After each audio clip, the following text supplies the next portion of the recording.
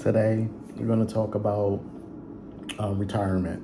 And I know retirement is like a bad word to young people, but you will get older. You will be in midlife, like I am, and you will be thinking about your retirement very soon after you hit midlife. So, let's talk about it now.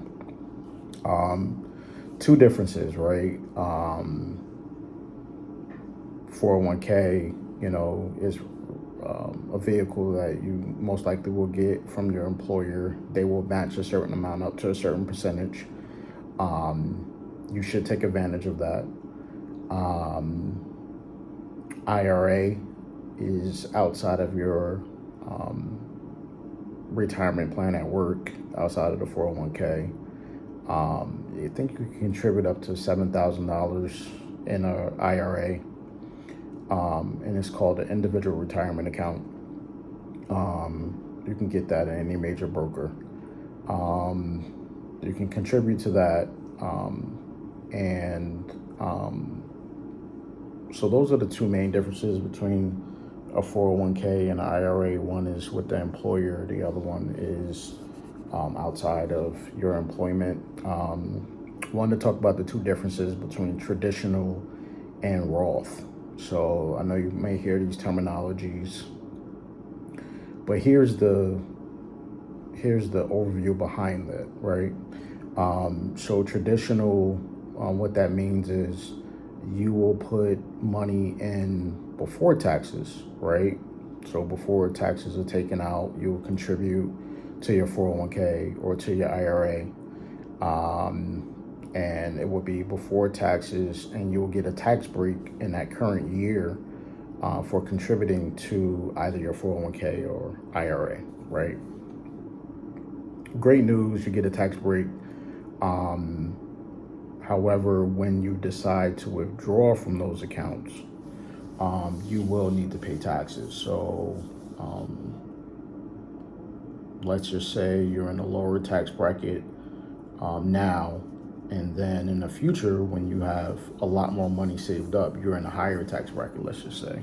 So you're going to pay more in taxes later on in life when you withdraw that money. And you have to understand that what the figures are in that Roth IRA, in that 401k traditional or that Roth traditional, you have to account that Uncle Sam's going to take a big chunk of that when you start to take money out. Now, flip the script to a Roth IRA or Roth 401k. When you contribute after tax money, right? So this is money after taxes you contribute to a Roth. Both 401k, both a Roth IRA. When you start to withdraw that money is tax free. There's no taxes to take out. Specifically for a Roth, 59 and a half, and also for a 401k, you can start to take money out at 59 and a half, and you will not be penalized. You will not pay taxes on the growth or the actual amount that you put in yourself. So that's a big difference, because I believe that I'm in a lower tax bracket right now. I use Roth IRA, Roth 401k, so I contribute after taxes. Don't get a tax break now, but I'm looking at the future, right? In the future, if you don't know what's going to happen with the government, what changes is going to happen in the economy, whatever the case may be. But you do know that you will have more money than you have right now in the future, right? So you most likely will be in a higher tax bracket. So plan for it. Start now, contribute to Roth.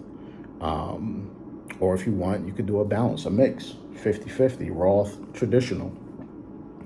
The point is to start, and to start now for retirement.